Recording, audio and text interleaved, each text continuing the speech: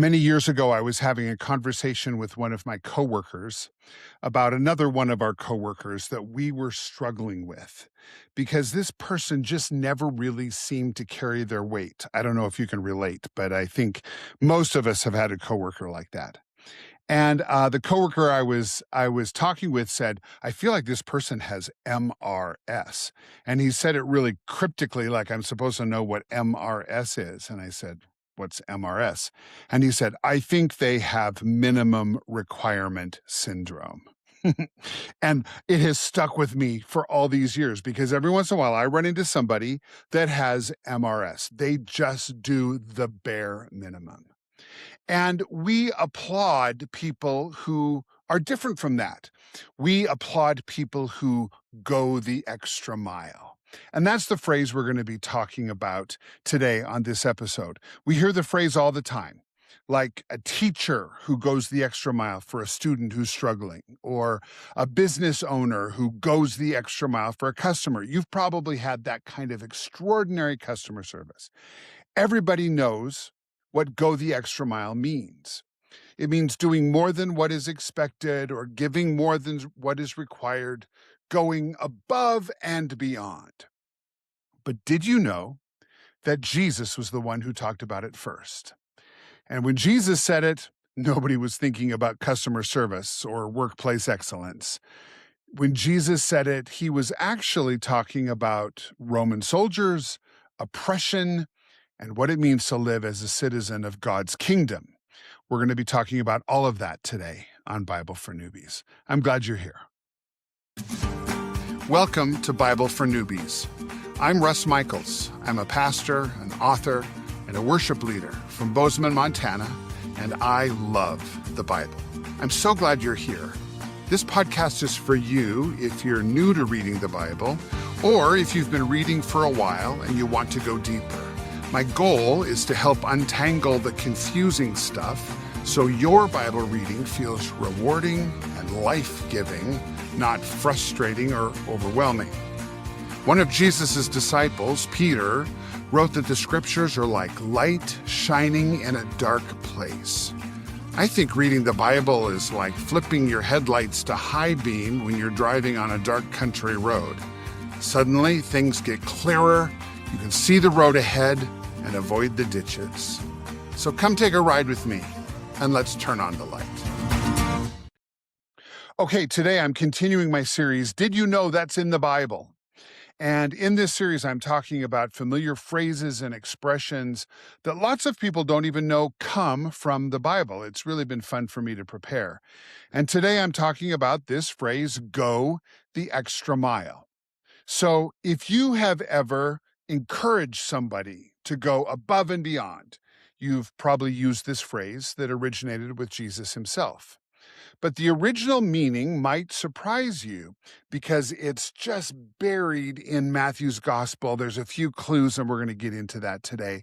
But before I get into the whole explanation, I want to read the passage from Matthew chapter 5, and I'm going to put it into a little bit of context. I'm reading from the NLT version, and in the NLT, there's this heading that says, Teaching about Revenge. Jesus is speaking, and he says, You have heard the law that says the punishment must match the injury, an eye for an eye and a tooth for a tooth. That phrase is actually on my list. I'm going to be doing that in a future episode. But I say, do not resist an evil person. If someone slaps you on the right cheek, offer the other cheek also. If you are sued in court and your shirt is taken from you, give your coat too. If a soldier demands that you carry his gear for a mile, carry it 2 miles. Give to those who ask, and don't turn away from those who want to borrow. Now, before I unpack this specific phrase, go the extra mile, I want you to understand an even larger context. I read the paragraph that this is from, but the larger context of this little phrase comes from a section of Jesus's teaching that we know as the Sermon on the Mount. The Sermon on the Mount is found in Matthew chapters 5, 6, and 7. It's the longest continuous teaching recorded in the Gospels by Jesus, and the Sermon on the Mount is arguably his most famous teaching. And so what Matthew teaches, or what Matthew tells us in his gospel, is that Jesus had gone up onto a mountainside, he sat down, and he began teaching his disciples while the crowds gathered around to listen. And this sermon, 3 whole chapters of Matthew, contains some of the most famous teachings in the entire Bible. This is where you'll find the Beatitudes. This is where you'll find the Lord's Prayer, that if you were raised in church, you probably memorized as a child. This is where we find the phrase, the salt of the earth and the light of the world. This is where Jesus says, judge not so you don't receive judgment. He says, don't worry about tomorrow, and the wonderful passage about asking and seeking and knocking, building your house on a rock. This sermon is just packed full of great Jesus material. And even people who have never opened a Bible often recognize many of these ideas that come from the Sermon on the Mount. And if I could summarize it, I would say the Sermon on the Mount is essentially Jesus's description of what life in God's kingdom looks like. It's really like Jesus is answering the question, what does it look like when God is my king and my life revolves around his kingship? And what Jesus does over and over and over in this teaching is he is challenging the values of the world around us. For example, the world says, get even. Jesus says, my disciples are different. The world says, love your friends and hate your enemies. Jesus says, we're different. The world says, do the bare minimum. Jesus says, we're different. And throughout the sermon, Jesus keeps calling people beyond simple rule keeping and knowing exactly where the line is. And he calls us in to life transformation and living out of a place of grace and abundance. He's not interested in simply what we do and the rules we follow. He's interested in who we are becoming. And so with that, let's get to this specific phrase, go the extra mile. So here's the verse I'm focusing in on today. It's verse 41 in Matthew chapter 5. I read it already. But again, it says, if a soldier demands that you carry his gear for a mile, carry it 2 miles. And that's where this phrase, go the extra mile, comes from. But here's what can be confusing for us 21st century listeners. We have no idea why a soldier would be demanding that someone carry his gear in the first place. That part doesn't make sense to us. But Jesus's listeners in the first century knew immediately what he was talking about. Here's what it was about. Israel was under Roman occupation. And the Jewish people, while they had their own leaders and limited religious autonomy, the government authority over all of it was Rome.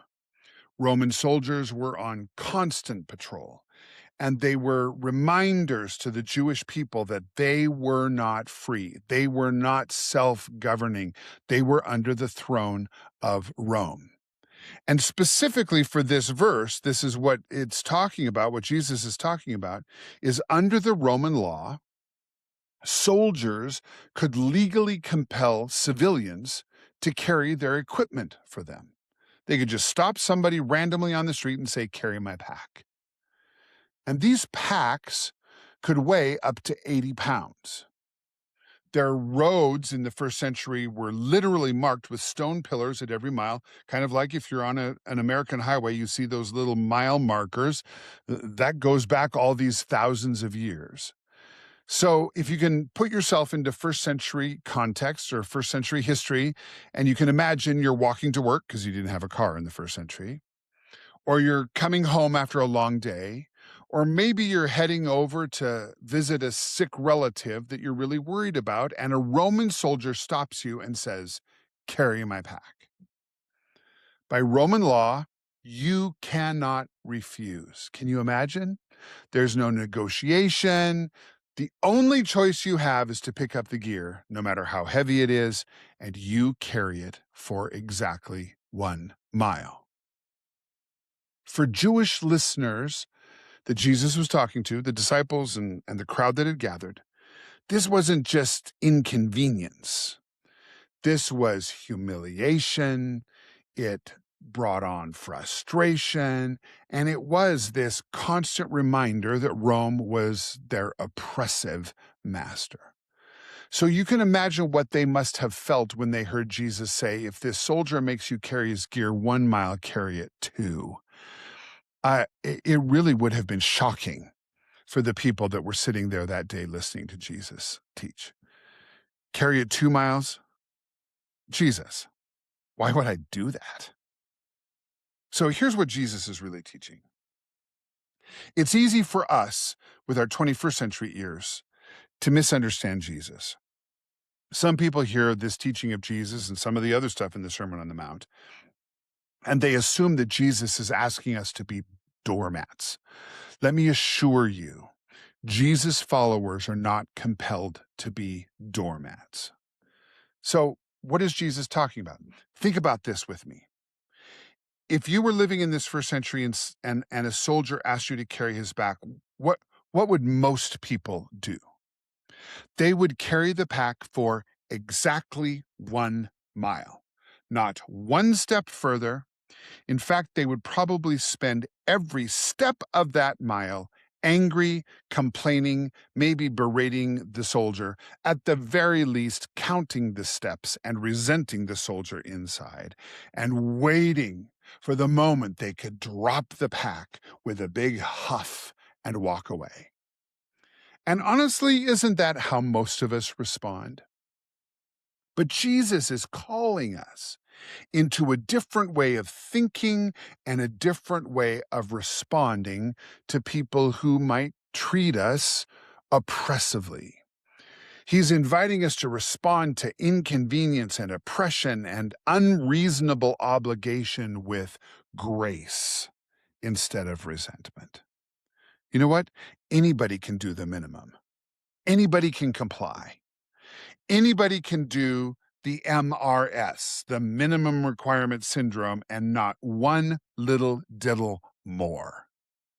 But Jesus is describing a heart that has been transformed by God's kingship, a heart that is so free from bitterness that it can choose generosity even when generosity isn't actually deserved.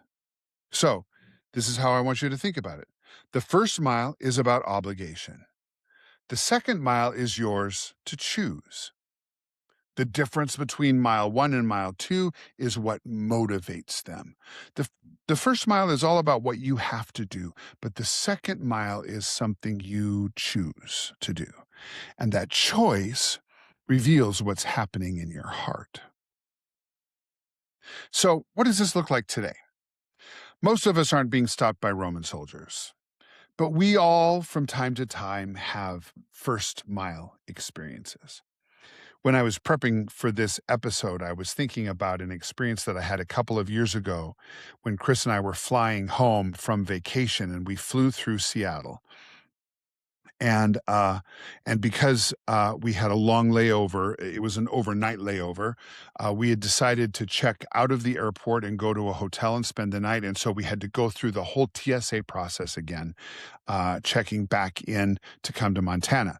Now, at the beginning of our trip, all of my bags cleared TSA. It was no problem. But in Seattle, somebody was really doing a little bit of extra work, and my backpack that I'd carried on the plane on the previous leg got flagged in Seattle.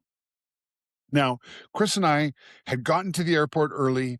We were planning on having breakfast in the airport before our flight, and we were hungry, but we got stopped at TSA. And when they started pulling stuff out of my backpack, they found a suspicious powder in the bottom of my bag.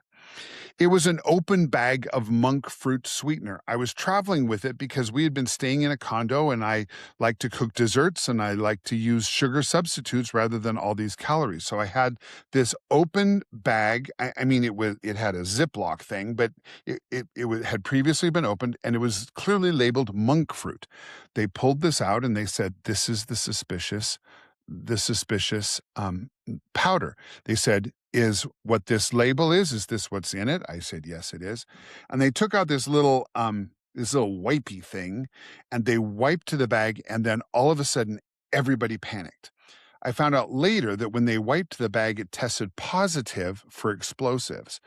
So then everything in my backpack was pulled out and carefully inspected.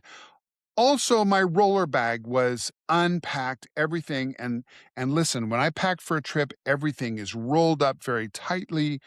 I had all of my socks in there, all of my underwear in there, including my baby Yoda underpants that nobody needed to know that I was sporting occasionally. And they bring out this chemistry kit and they begin doing all these chemical experiments on the monk fruit. And I'm like, what in the world is happening? And I kept looking at my watch and time was ticking. We've now been at TSA easily for an hour, maybe more. Breakfast time has come and gone, and I was beginning to worry that we were going to miss our flight home. This went on forever. And I kept thinking, Russ, remember who you are. Remember who you are. You're a Christ follower. God is your king. And I was just thinking about how I can keep my attitude and my anger in check. Eventually, they determined that there was nothing explosive in my bag. They had gone through everything. And they determined that I was a safe traveler. And this young man is rolling up my underwear and making faces at the patterns on my underwear. I like playful underwear. And as he was rolling up the Grogu underwear, he looked at me and he said, "Thank you for being so nice." And I said to him, and I winked, and I said, "Thanks for keeping us safe." And then we grabbed our bags and ran to the terminal. Now, we missed breakfast, but we made our flight. And in hindsight, I had really hoped that I brightened that young man's day, because I can only imagine the harassment he must get during most inspections. And I thought, on that day, listen, I don't pass every test. I really don't. I can get angry and annoyed and I can have a sharp tongue. But that day, I think I honored Jesus and lived as a child of the kingdom. So the question for all of us is, how can we go the extra mile by extending grace instead of responding with anger or annoyance or returning unkindness for unkindness? And you have these opportunities. You probably have difficult coworkers or unreasonable customers or a neighbor who complains too much about your barking dog. There might be a family member who always seems to take more than they give. Or maybe at your job, there's some responsibility you didn't sign up for. Or maybe there's some inconvenience that you didn't create, or a task you just would rather avoid. And most of us ask, what's the minimum I have to do? That's the MRS. Followers of Jesus and people who are living in God's kingdom ask a different question. The question is this: how can I respond in a way that reflects the character of Jesus? So sometimes the second mile is unreasonable generosity. Uh, Just as I'm teaching this, something is coming to my mind. Um, when I am in a restaurant that is order at a counter, go sit down, and then come pick up your food, and there's no service, and I put in my credit card and the thing sticks, and they want a 20% tip. Oh my gosh, it annoys the crap out of me. Can I say that? But I try to just live with unreasonable generosity. And so I almost always give a generous tip because I think that's what Jesus would call me to do. So sometimes it's generosity, sometimes it's patience, sometimes it's grace, or refusing to become bitter, serving when nobody is watching. Sometimes it's choosing kindness when resentment would be so much easier.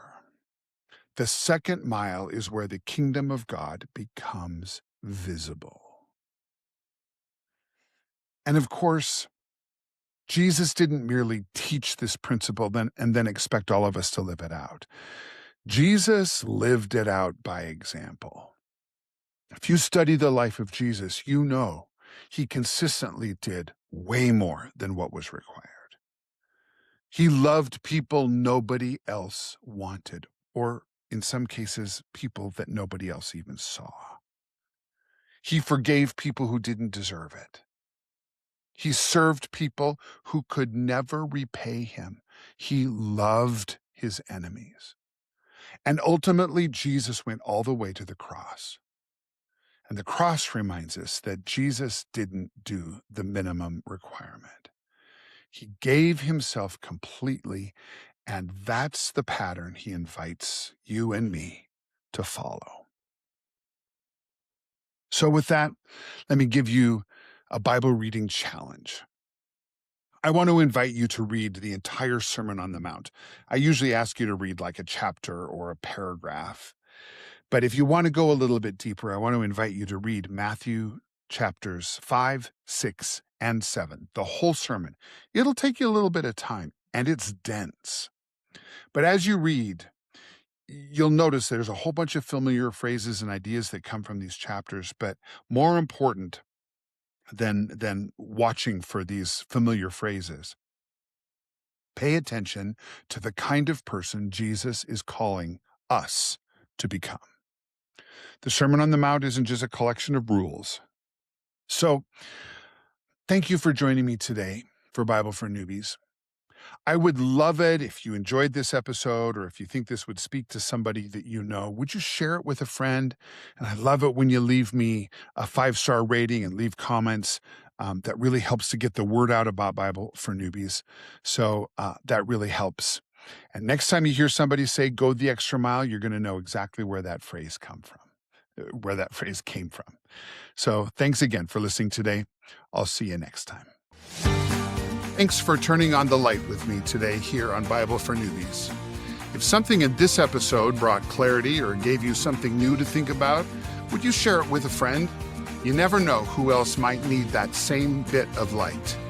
And if you're listening on a platform where you can leave a rating or a comment, that helps more people find the podcast. And I read every comment you leave. So that's it for today. Until next time, keep walking in the light.